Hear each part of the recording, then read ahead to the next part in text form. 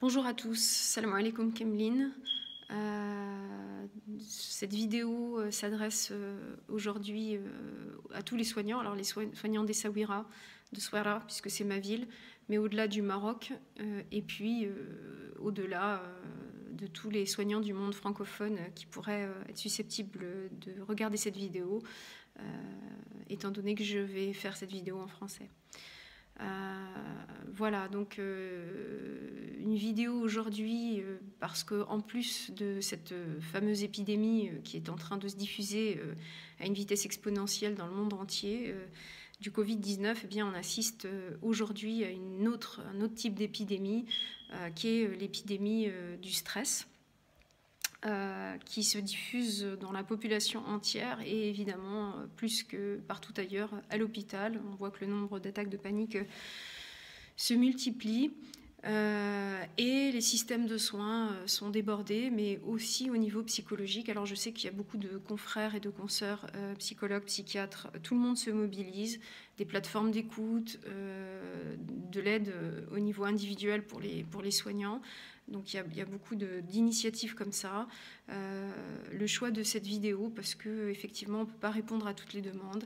Et l'idée, c'était d'essayer, en un minimum de temps, de toucher le maximum de personnes. Et d'apporter mon aide à ma manière. Donc aujourd'hui, je vais essayer de vous donner quelques billes pour mieux gérer le stress qui s'abat sur tout le monde et spécialement sur les soignants en ce moment. Et la gestion du stress, j'ai envie de dire, c'est pas seulement une question de santé mentale et de bien-être, c'est aussi une question de santé physique, comme je vais essayer de vous l'expliquer. Tant on connaît en fait les effets du stress, les effets négatifs du stress sur les défenses immunitaires. Et donc, dans ce cadre-là, évidemment, stresser, c'est affaiblir ses défenses et puis c'est augmenter le risque de contracter un virus quelconque, la maladie. Donc voilà. Une maxime, je vais commencer par une maxime, une parole de sagesse qui est très très forte, qui paraît simple comme ça et qui est ô combien difficile à appliquer au quotidien et qui pour moi, si on l'applique au quotidien, c'est une des recettes, une des clés de la santé mentale. Elle contient une des clés de la santé mentale. Donc je vous la livre comme ça. Certains la connaissent sans doute. Puis-je avoir la sérénité d'accepter ce que je ne peux changer, le courage de changer ce que je peux et la sagesse d'en connaître la différence. Alors, elle paraît effectivement, elle est pleine de bon sens, cette maxime.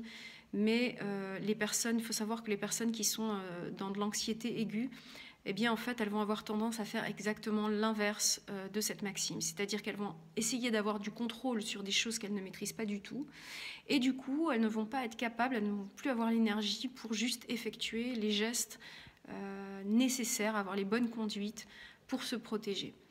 Donc c'est un petit peu de ça dont on va parler aujourd'hui. Et puis avant d'aborder le cas des soignants qui est mon sujet aujourd'hui, eh bien j'aimerais bien prendre exemple sur le cas des malades déjà, puisque ça touche tout le monde.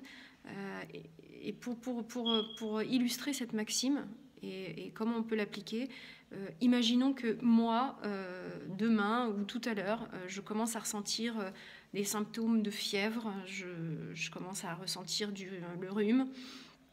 Donc, et si j'essaye comme ça, si je suis dans ce phénomène qui cherche à vouloir contrôler ce sur quoi je n'ai pas de prise, en fait, c'est-à-dire anticiper tous les risques, je vais me mettre à me dire tout d'un coup, si ça se trouve, c'est le Covid, je pourrais être contaminée, je pourrais contaminer mes proches, je pourrais mourir, je pourrais faire mourir mes proches. En fait, c'est ce qui se passe parce que quand on est dans un mode anxieux, ça va très très très vite et on cherche à anticiper toutes les conséquences possibles en vue de contrôler le risque, de mieux être préparé si jamais ça arrivait. Donc, il faut, pour comprendre ce phénomène, il faut comprendre une notion qui s'appelle l'intolérance à l'incertitude. L'esprit a horreur du vide, l'esprit a horreur de ne pas savoir et il va parfois avoir tendance à anticiper la pire conséquence possible. Il préfère imaginer le pire plutôt que d'être face à l'incertitude. Donc, pris dans ce phénomène, à essayer d'anticiper la pire des conséquences pour mieux s'y préparer, on risque de paniquer énormément. Voilà, je risque de paniquer énormément. Je risque en fait de me ruer aux urgences. Et si on fait tous pareil, on va encombrer on va tous encombrer le système de soins qui vont être complètement débordés. Et en plus de déborder les soignants qui ne pourront pas faire bien leur travail, eh bien, évidemment, si je n'ai pas le virus, parce que c'est ce qui se passe en réalité, en anticipant la pire conséquence, on oublie aussi que, si ça se trouve, c'est tout autre chose. Donc on oublie d'imaginer que ça peut aussi bien se passer. Et donc, si je n'ai pas le virus, je risque évidemment d'augmenter mes chances de le contracter en m'y exposant, en allant aux urgences. Et puis, si je l'ai, de le diffuser encore plus sûrement à la population. Là où la sagesse, en fait, si j'acceptais qu'il y a un risque que je ne sais pas, que ce n'est pas forcément le cas, mais que peut-être éventuellement ça pourrait l'être, et en relativisant, eh bien, je serais restée chez moi, confinée, j'aurais juste appliqué les recommandations des soignants qui sont claires, on connaît les symptômes, toutes les chaînes de télévision diffusent l'information médicale, les symptômes accablants à partir desquels il faut se rendre aux urgences. Donc je resterai chez moi, j'appliquerai les règles du confinement, de la quarantaine, et je prendrai soin de ma santé, etc., etc., etc. Donc j'aurai un comportement bien plus adapté et j'éviterai tous les risques. En ce qui concerne les soignants, reprenons le cas des soignants. Alors les soignants, il faut savoir qu'eux le savent, évidemment, mais c'est important de le répéter et de le redire pour tous ceux qui seraient susceptibles d'écouter cette vidéo. Donc les soignants, non seulement ils ont ce stress que moi j'ai, que nous avons tous en fait, ce que je viens de décrire, c'est-à-dire cette façon de scruter son état de santé, et puis quand on va au marché, de se dire si ça se trouve, j'ai contracté le virus, si ça se trouve, j'ai été exposé, je pourrais le transmettre à ma famille. Donc tout ça, c'est ce qui va se passer dans leur tête comme nous. Mais les soignants, en plus de ce stress, vont évidemment avoir beaucoup d'autres stress. Ils ont le stress de ne pas voir leur famille, puisqu'ils sont éloignés de leur famille. Donc, ils peuvent, s'ils sont pris dans ce phénomène d'anticipation de la conséquence la pire, de vouloir contrôler ce sur quoi ils n'ont pas de prise, se dire comment vont mes proches, comment vont mes enfants, comment va ma mère, mon père, ma sœur, est-ce qu'ils sont allés au marché, est-ce qu'ils ont bien appliqué les recommandations, les précautions d'usage que je leur ai données, etc. Donc ils vont essayer de contrôler quelque chose sur lequel ils n'ont absolument aucune prise, se créant beaucoup de stress. Donc ils ont cet autre facteur de vulnérabilité. Et puis, le soignant, il a encore une dernière source de stress, c'est qu'il il a la peur, évidemment, de ramener le virus à la maison en rentrant le soir et d'être une source de contamination pour tous ses proches. Donc, il a ce stress-là, plus, évidemment, il faut le dire, et là, dans les jours qui viennent, ça sera multiplié par 10, confronté à l'idée de la mort, confronté à des cas de personnes qu'on ne peut pas soigner, qu'on est obligé de renvoyer parce qu'il n'y a plus de place, les systèmes de soins sont débordés, donc un stress décuplé, évidemment, par rapport à ce phénomène. Et là, effectivement, s'ils sont pris dans ce phénomène de vouloir contrôler ce qu'ils ne peuvent pas, c'est-à-dire vouloir sauver chaque malade, eh bien, là, on va tomber dans un stress énorme. Donc voilà ce qui se passe pour les soignants s'ils sont pris dans ce phénomène de vouloir contrôler tout ce qu'ils ne peuvent pas contrôler. Qu'est-ce qui va se passer ? Ils vont se retrouver face à un patient qui a éventuellement de la fièvre. Ils vont évidemment, pris dans cette anticipation, se dire si ça se trouve, il a le Covid, il pourrait me le transmettre, ça se passe pareil, je pourrais le transmettre à ma famille, etc. etc. Donc, ils peuvent devenir hyper vigilants à scruter tous les petits signes, peut-être avoir un réflexe comme ça, de ne pas trop respirer, de dépêcher l'entretien clinique, que ça se termine vite, pour éviter justement d'être trop exposé, bien qu'on puisse saluer la grande professionnalité de tous les soignants, mais c'est des réflexes complètement inconscients qui peuvent se produire. Et puis, du coup, en fait, être en hypervigilance permanente, tout le temps sur le qui-vive, et créer des réflexes comme ça de stress permanent. Alors non seulement stress aigu, les soignants sont confrontés à une multitude de stress aigus qui, cumulés, deviennent un stress chronique, et puis cette hypervigilance très fatigante de tous les instants qui risque de les épuiser. Le problème, c'est que qu'est-ce qui se passe quand on est en stress ? C'est quoi le stress ? Alors, le stress, pour expliquer de façon assez simple, c'est l'organisme qui se met à être en hyperactivation pour faire face à une menace. Donc, c'est une sorte d'activation du métabolisme. Le métabolisme de l'organisme fonctionne de façon accélérée, accrue pour faire face.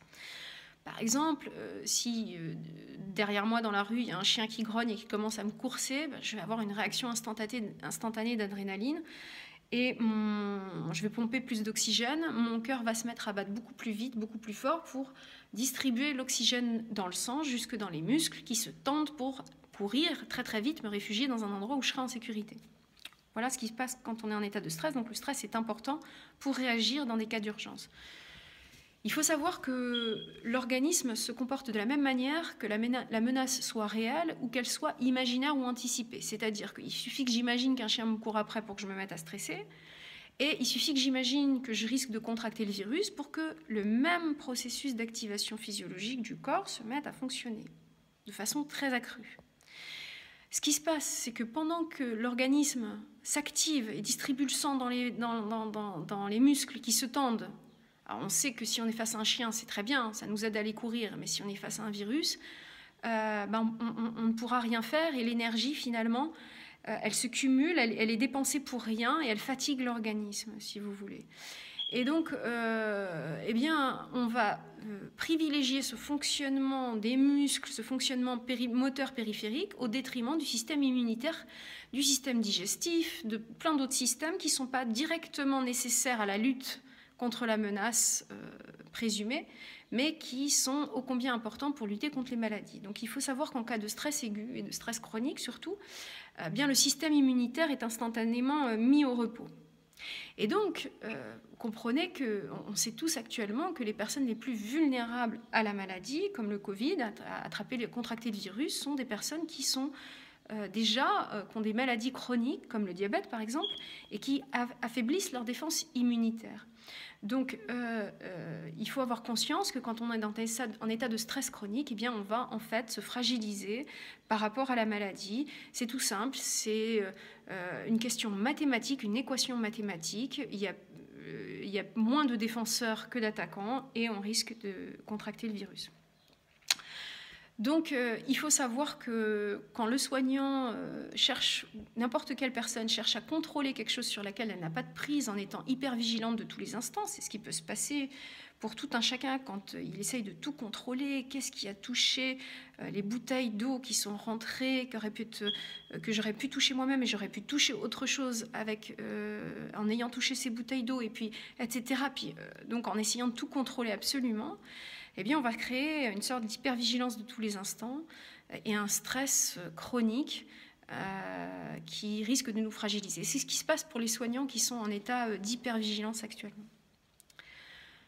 Alors, reprenons notre fameuse maxime. En quoi ça consiste?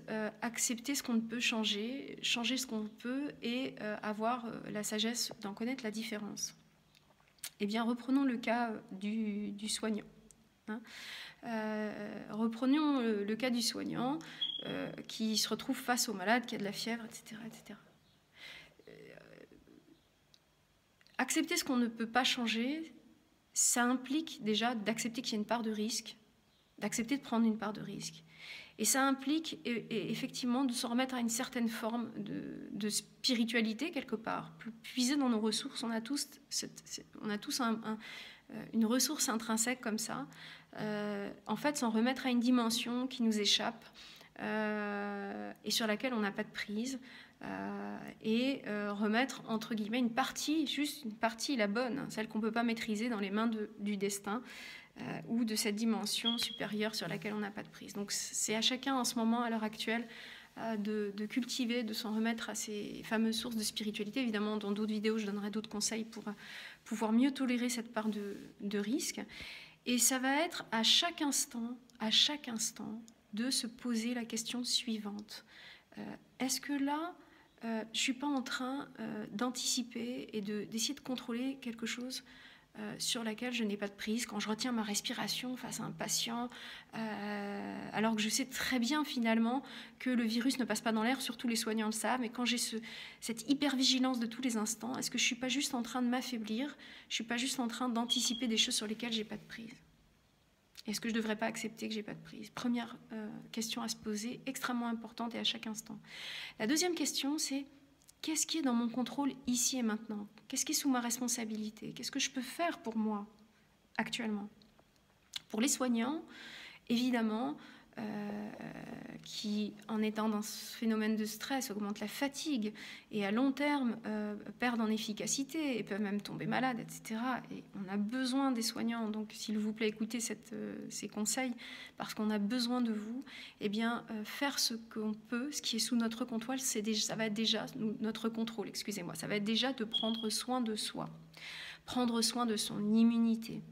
Veiller, essayer d'avoir la meilleure hygiène de vie possible dans les circonstances, la meilleure alimentation, prendre des pauses, apprendre à se relaxer. Et nombre de mes confrères et de mes consoeurs ont posté et postent encore actuellement pas mal de vidéos d'outils sur Internet, justement pour apprendre la pleine conscience, la mindfulness, la relaxation. Donc je salue cette initiative et j'essaierai moi-même de poster des outils comme ça pour aider. Donc il y a des ressources.